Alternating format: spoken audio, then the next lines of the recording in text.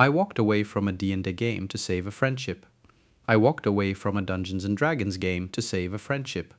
I joined this campaign with high hopes for a traditional, in-person game. The other players were kind, but the experience became a nightmare due to a toxic min-maxer and a dungeon master who enabled him. This player built his character entirely around exploiting gaps in the rules as written. He carried two-hand crossbows and a shield, using feats to justify weapon swapping every turn to keep his armor class bonus while attacking.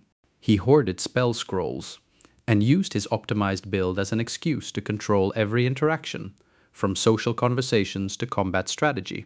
He even criticized players on nights he could not attend. When I decided to re-roll my character using the new 2024 rules, I did not ask for his input. This immediately put a target on my back. For 2 sessions he openly mocked my build at the table, calling it horrible and blaming my failed rolls on my bad build. When I re-rolled again into a single-class spellcaster, the Dungeon Master heavily penalized me.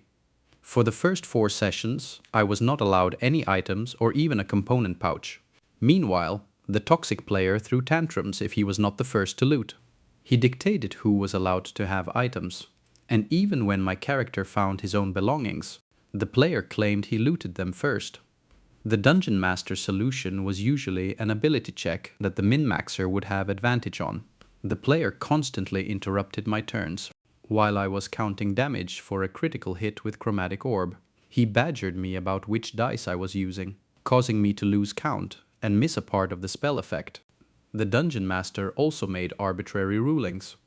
During a massive encounter, I tried to use counterspell against an enemy wizard. The Dungeon Master decided the wizard succeeded without rolling. 2 sessions later, he retconned the interaction to ignore the counterspell rules entirely. When I expressed that this felt unjust, the Dungeon Master became defensive.